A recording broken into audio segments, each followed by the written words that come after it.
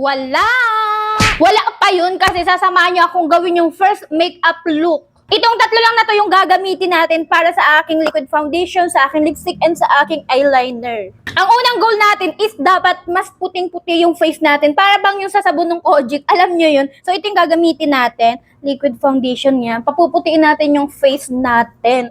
And then after natin maglagay, dapat maganda yung ating lips. Red na red yan. Diyos ko, sana naman is mapagtagumpayan ko itong makeup challenge na to or yung transition na yun. Itong daliri ko na lang yung pagbiblend ko. Feeling ko mabiblend ko naman siya ng maayos like that. Gumamit na ako nitong sponge para mas mabilis at mas maayos ko ng blend.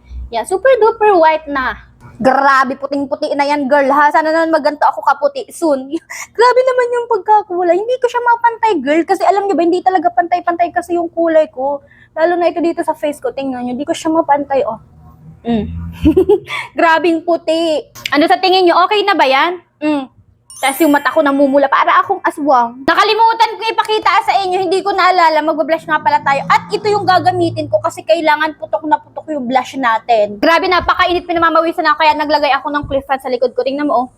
So lagay na tayo nito, dapat dito putok na putok siya. Ito kasi super duper color pink ito, kaya maganda rin ito na yung ginamit ko. Blend ko na siya. Feeling ko may survive natin to. First time ko to na pinakita sa inyo yung gagawin kong transition. And first time ko din gagawa ng transition na talagang magme-makeup talaga. Pero nagme-makeup naman talaga ako dun sa mga transition. Kung ibig kong sabihin, as inyo nakikita nyo yung ginagawa ko, ang daming dada. Ano sa tingin nyo? Pasado na ba yung ating blush? Kasi kung oo, mag-eyeliner na tayo kahit di ako maalam. So, try ko lang. Hindi kasi ako talaga maalam maglagay ng eyeliner. Mali na agad. Okay lang, lagay ako ng eyeliner pero off-cam kasi hindi ko siya mape-perfect kapag nakaharap ako sa camera. Okay lang, pakita ko na lang sa inyo, balikan ko kayo. Bugsh! O, tingnan nyo. Ano sa tingin nyo? Okay na ba yan? Hindi pantay pero pwede na din. So, next, sa ano naman tayo? Lippy naman tayo. Dapat yung lippy ko is red and then, ano siya, heart shape. Ito yung gagamitin natin kasi ito naman ay red na red. So, dapat heart shape siya.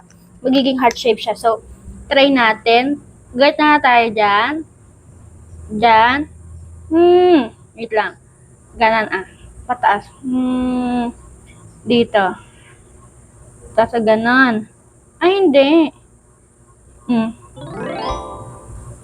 Para na ako yung Kojic. I think okay naman na siya. Kaso ang problema, itong aking kilay. Ano sa tingin nyo? Ganyan na lang ba siya? Kaya I think yung kilay, hindi na natin naayusin kasi super duper kapal niya. Wala talaga inaanohan ko siya nitong liquid foundation para magkulay puti. Wala talaga ang kapal ng kilay ko. Try nga natin. Subukan lang natin kung aaser. Grabe naman yun. Parang, wait lang. Dito sa kabila. Oh, panis yan. Pwede. Pakapalin ko lang. Oh, di ba nag-aaksaya tayo ng eyeliner? Oh. Ang cute nitong kabila. Ayan na natin, di pantay. Oh. Tingnan nyo. Itong isa, mataray or galet. Ito namang isa, medyo mabait-bait. So, ito na yun mga te. Ano sa tingin nyo? Maganda naman ba? Ito na yung makeup natin sa first look. Bali, abangan nyo na lang yung transition na gagawin ko, ha? Okay? Inuutusan ko kayo. Abangan nyo at mag-comment kayo doon.